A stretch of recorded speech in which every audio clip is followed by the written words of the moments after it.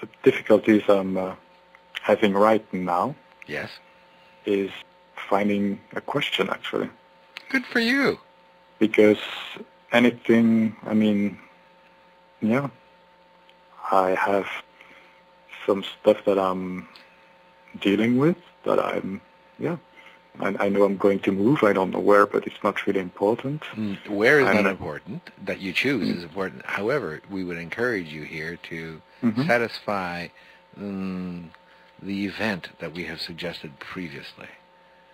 But you see, part of what it is that you're having difficulty with right now, right in this moment, is because you're looking to use your mind to discover your questions. And of course, your mind is only interested in your current life events. You see? In other words, how can I protect myself?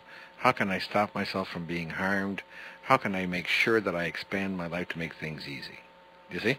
Those are the three factors that your mind is mostly interested in. And that's all it cares about.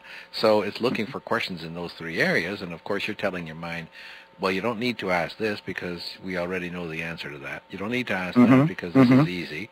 You don't need to ask that because you know what you're going to choose. I know what I'm going to choose. So now what you've done is you've basically eliminated the areas that your mind might be curious in.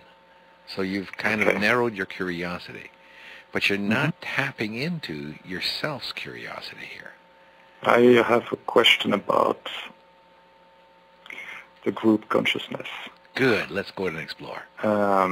Because I remember when we had the workshop that you told me my dream was to see how far we could go as a group, something like that. I don't know if I'm phrasing it correctly. Okay. I've looked at that from time to time. I'm not quite sure if it's my dream or if it's just every human's dream. So, well, let's explore that for a moment. What do you choose? What do you want out of life? What is it that is your passion, your driving interest? That's basically the problem I'm having at the moment, I guess. It's finding, knowing it. But what is your passion? What interests you? Like to explore, that's for sure. Good. So if your passion is exploration, does it matter what direction you explore in? No, it doesn't. And that's why, let's say lately, I've not been interested in group stuff, whatever. I mean, it's like it doesn't matter anymore. Does it matter because your mind isn't fascinated? Does it matter because... Yeah, but that's the question, yes. Oh, this is what we're asking. Does it mind because your mind isn't fascinated? Does it mind because people are boring and they've become, in effect, resistance to your exploration? Or it doesn't matter because you yourself have chosen not to explore? Which one is it? Part of it is, well, there's certainly some mind in there because, it's not always easy to see the difference between mind, no mind. Boring is certainly one of the aspects, yes. Yes. Personalities are becoming uninteresting, aren't they? Yes, that's correct, yes. I mean, good for you.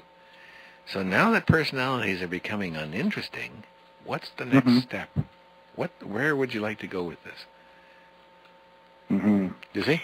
Perhaps it's about looking beyond personality. Perhaps see, right now your concept of group consciousness, if we may interrupt you for a moment, your concept of group consciousness has been a group consciousness concept developed by your mind.